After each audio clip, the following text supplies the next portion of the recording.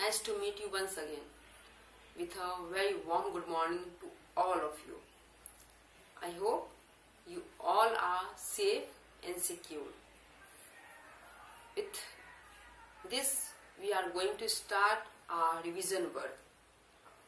That day we have already read chapter 1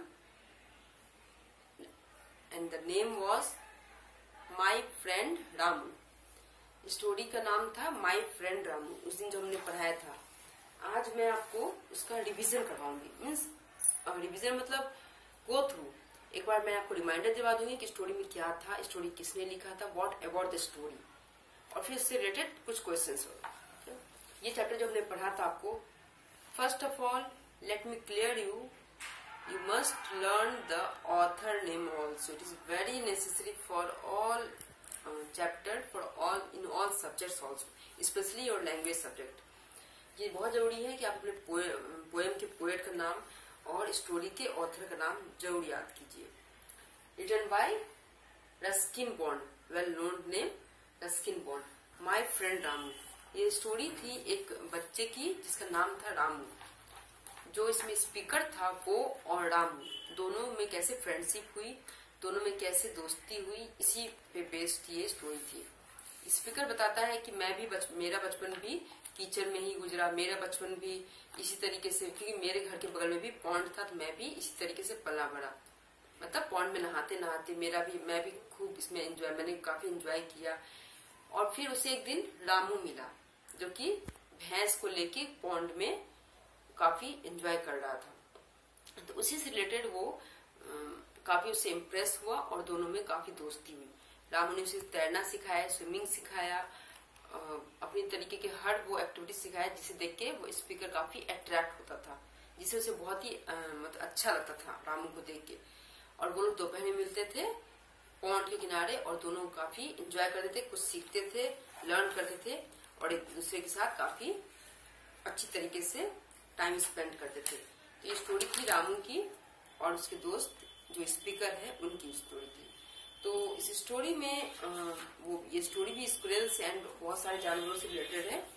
तो कैसे शंकर भगवान ने उसका नाम नीलकंठ रखा था, इसमें बताया गया है कि शंकर भगवान के गले में कैसे विष जब चला गया तो उनका जो थ्रोट हो वो ब्लू कलर का हो गया. उससे रिलेटेड जानवर का नाम, इस पक्षी का नाम नीलकंठ रखा गया था. ठीक है, क्योंकि उसका थ्रोट भी ब्लू कलर का था, इसलिए उसका नाम नीलकंठ रखा गया था.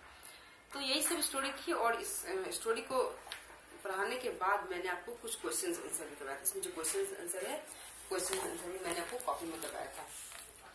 अगर आपको याद होगा तो आप इस क्वेश्चन को मैंने आपको जो पहले करवाया था उस दिन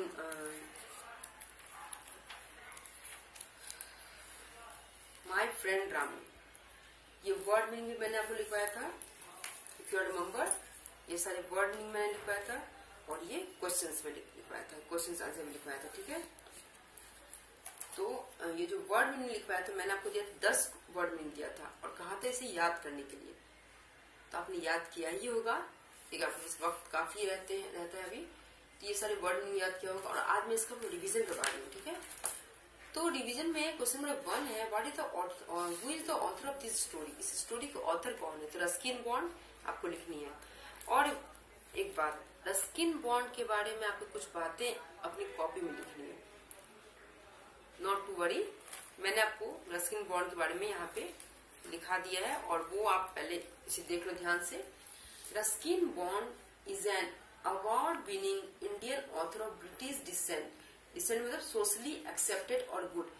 डिसेंट मीन्स वो होता है जिसे हम एक्सेप्ट करते हैं, जिसे समाज एक्सेप्ट करता है. जैसे कोई नया कलाकार हमारे समाज में आता है तो हम उसे एक्सेप्ट करते हैं. और रस्किन बॉन्ड उसी टाइप थे, इंडियन ऑथर, लेकिन वो ब्रिटिश में जब गए तो उन्हें ब्रिटिश लोगों ने एक्सेप्ट किया, उनके लिखने के हुनर को, उनकी स्टोरी को एक्सेप्ट किया, तो वो रिनोन्ड हो गए वहां पे. ठीक है, award winning Indian author of British descent, socially accepted. इसका मीनिंग मैंने लिख दिया कि वो परेशानी नहीं हो. ठीक है, ब्रैकेट में मैंने लिख दिया इसका मीनिंग, सोशली एक्सेप्टेड और गुड, जिन्हें समाज में स्वीकारा गया हो. मच रिनोन्ड मतलब बहुत ही जाना पहचाना नाम. मच रिनोन्ड, इसका भी हिंदी मैंने लिख दिया जाना पहचाना नाम. ठीक है, much renowned for his role in promoting यानी आगे बढ़ना. children's literature in India. He has written over 500 short stories, essays and novels. उन्होंने 500 से ज्यादा short stories, novels and essays लिखे हैं. ठीक है, बस ये ज्यादा बहुत छोटा है, आपके लिए ज्यादा परेशानी की बात नहीं है. वंस अगेन आई रिपीट, ध्यान दीजिएगा. Ruskin Bond is an award winning Indian author of British descent, much renowned in promoting children's literature in India. He has written over 500 short stories, essays and novels. ठीक है, इसे आपको याद करना है, इसे आपको अच्छी तरह से याद करना है, जिससे कि आपको एग्जामिनेशन में कोई प्रॉब्लम नहीं हो. आपको पता है एग्जामिनेशन में आप पोएट का नाम भी आता है, ऑथर के बारे में भी लिखने के लिए दिया जाता है. तो अभी से अगर आप याद कर लोगे तो आपके लिए बहुत ही इजी रहेगा. ठीक है, now come to the question answer. Who is the author of this story? Ruskin Bond. As you know, name the both two friends. दोनों दोस्तों का नाम क्या था? I have taught you. एक तो स्पीकर लिख दीजिएगा आप, और second one was Ramu. Okay, when they met every day. कब मिलते थे? क्वेश्चन में आपको दिया गया था वेयर दे मेट, कहाँ मिलते थे, लेकिन मैंने आपको यहाँ पे लिखवाया है व्हेन दे मेट. वो कब मिलते थे? तो वो इन द आफ्टरनून, जब सब लोग दोपहर में सोए रहते थे तब वो लोग दोपहर में दोनों बच्चे मिलते थे. ठीक है, in the afternoon. Can you guess who is I in this chapter? क्या आप अंदाजा लगा सकते इसमें आई कौन है? तो आई इज स्पीकर. आई जो है वो स्पीकर है. आप सिर्फ स्पीकर लिखोगे, SPEAKER, स्पीकर. ठीक है, right the synonyms of friend.